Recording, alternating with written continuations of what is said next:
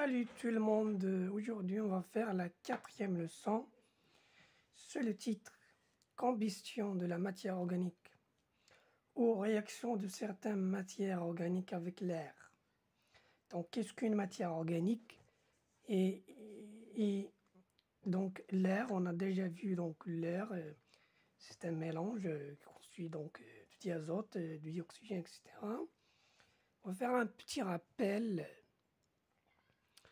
Donc la matière organique est la matière qui se compose principalement des atomes d'hydrogène et du carbone. Donc ça, c'est la définition de la matière organique. La matière organique, c'est toute matière qui est constituée, donc principalement donc avec un grand pourcentage, les atomes d'hydrogène et carbone. Donc hydrogène et carbone. Les deux. Donc, la matière organique nécessite la présence d'atomes d'hydrogène et de carbone à la fois. Deuxième rappel, l'eau de chaud est fréquemment utilisée dans les cours et travaux pratiques de biologie, de géologie ou de la chimie. Elle sert à la mise en évidence du dioxyde de carbone. Donc la mise en évidence est base. Donc un gaz, c'est le dioxyde de carbone. De formule chimique CO2, bien sûr, par barboutage. Barboutage, c'est un mouvement de va-et-vient. Donc on fait donc un mouvement de va-et-vient. Donc le barboutage en arabe, c'est raj. Donc une fois on fait ce barboutage, il y a apparition d'un précipité blanc de carbonate qui s'appelle le carbonate de calcium, donc qui se trouve dans un état solide de formule chimique CaCO3. Donc on va le voir tout de suite. Donc commençons par la première manipulation. Donc la manipulation constitue simplement d'un support donc, sur lequel il y a un copil. Le copil, donc il y a dans copil, il y a le papier, il y a ensuite il y a un entonnoir. Cet entonnoir est connecté à une bouteille, avec un tube. Et cette bouteille donc, contient l'eau de chaud. Il y a également tout simplement donc, un autre tube d'absorption. Donc tout d'abord, on va brûler ce papier dans l'air. Et on va tout simplement observer ou visualiser les observations suivantes. 1. Qu'est-ce que la première observation? Le papier brûle avec une flamme jaune et une fumée noire. Donc, يشتعل الورق بلهب مضيء تيكون أصفر ودخان أسود. Donc, la fumée noire, دخان أسود كيكون هنا. تيكون se trouve à la جوانب الداخلية sur les parois intérieures de l'entonnoir. À la جوانب الداخلية للقمع. Deuxième observation, apparition de la buée. Donc ظهور ما يسمى بالفوار قطرات الماء على الجوانب الداخلية للقمع. Troisième observation, l'eau de chaud se trouble. Donc vous voyez ici il y a un précipité noir. Ce précipité, plutôt il y a un précipité blanc, du carbonate de calcium, CaCO3.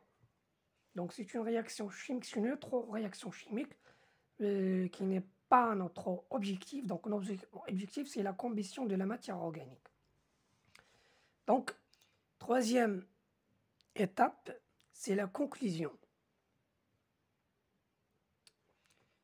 Donc, première conclusion, la buée qui apparaît sur les parois intérieures du tube à essai indique la formation de l'eau. Donc l'eau, est constituée, l'eau, c'est un corps, généralement c'est un corps pur qui constitue simplement deux molécules d'H2O.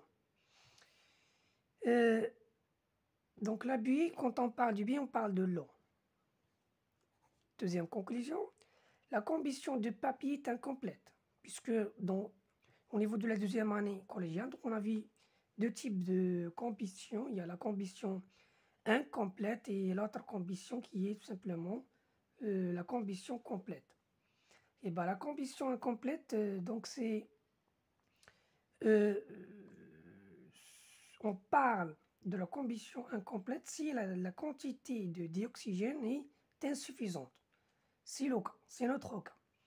Donc, le dégagement de la fumée noire. Donc, parmi les indices qui montrent qu'il s'agit d'une fumée noire, d'une combustion incomplète, tout d'abord, il y a une flamme jaune, il y a une fumée noire.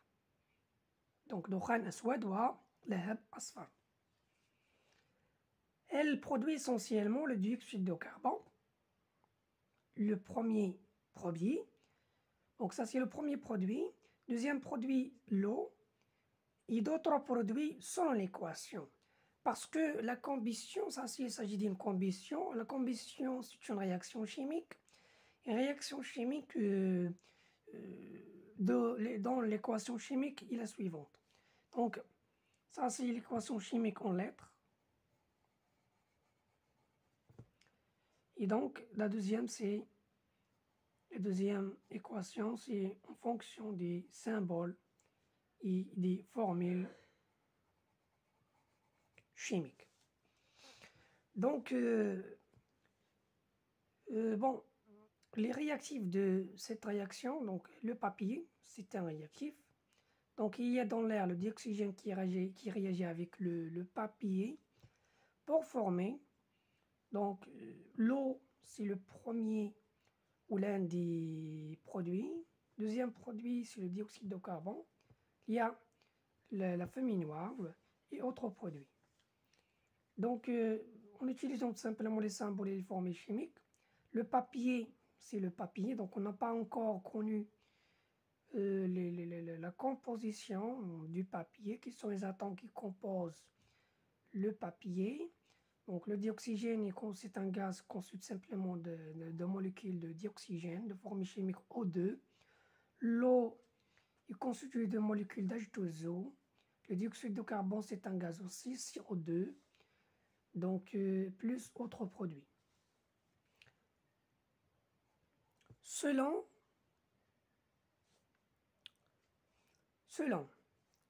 la loi de la conservation des atomes, donc il y a tout simplement des lois qui régissent les équations chimiques. Une telle équation chimique est régie avec une loi. Il y a tout simplement donc la loi de la conservation de la masse, déjà traitée. Deuxième loi, c'est la loi de la conservation d'atomes en genre et en nombre, déjà traité aussi. Dans cette section, on va s'appuyer sur la loi de la conservation d'atomes seulement, juste en genre, pour démontrer la composition chimique ou les atomes. Quels sont les atomes qui composent le papier? Eh bien, le papier se constitue essentiellement d'atomes de carbone et d'hydrogène. Donc, question, comment se passe-t-il, comment montrer ça? Donc, on va tout d'abord la matière. Donc, il y a la matière, il y a la matière organique. Donc, il y a deux classes de matière en fait. Il y a la matière organique et il y a la matière non organique. La matière organique, donc toute matière constituée d'atomes d'hydrogène et carbone, les deux à la fois. L'autre matière qui soit constituée de carbone, d'atomes d'hydrogène, ou ici donc il y a E, ou carbone seulement, ou d'autres atomes, donc eh ben, il s'appelle la matière non organique. Donc revenons à l'équation chimique de la combustion du papier, donc avec l'air, ou là dans l'air. Donc, dioxygène, H2O, CO2 et d'autres produits. Donc, ici, il y a les atomes. ou la type d'atome ou genre, c'est la même chose. Type ou genre, c'est la même chose. Le papier, on ne connaît pas encore les atomes, comme j'ai dit. Donc, comme je vous ai dit, donc je connais pas, on ne connaît pas encore la composition chimique du papier. Donc O2 est constitué d'atomes d'oxygène. L'eau, il y a deux types d'atomes, il y a l'hydrogène et il y a l'oxygène.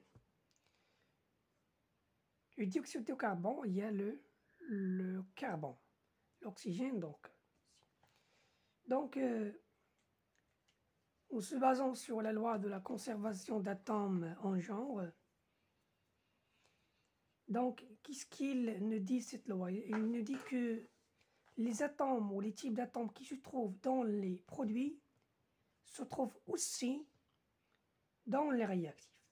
Par exemple, s'il y a ici l'oxygène,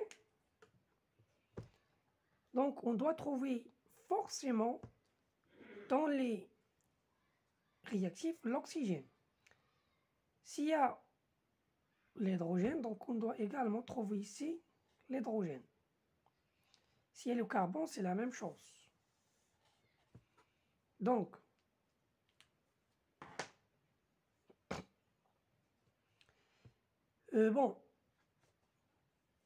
donc l'oxygène ou le dioxygène constituent des atomes d'oxygène.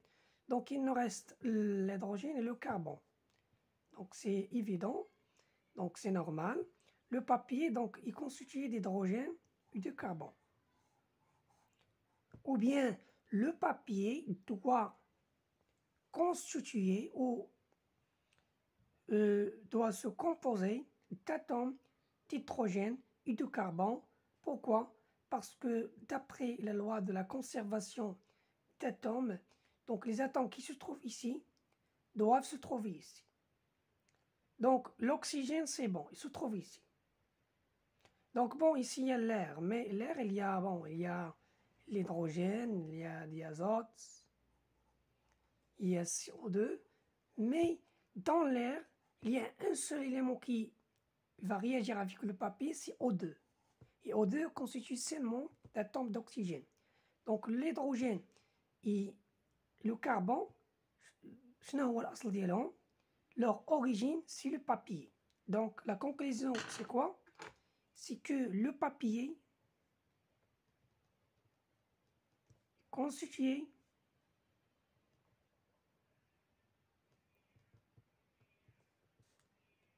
d'atomes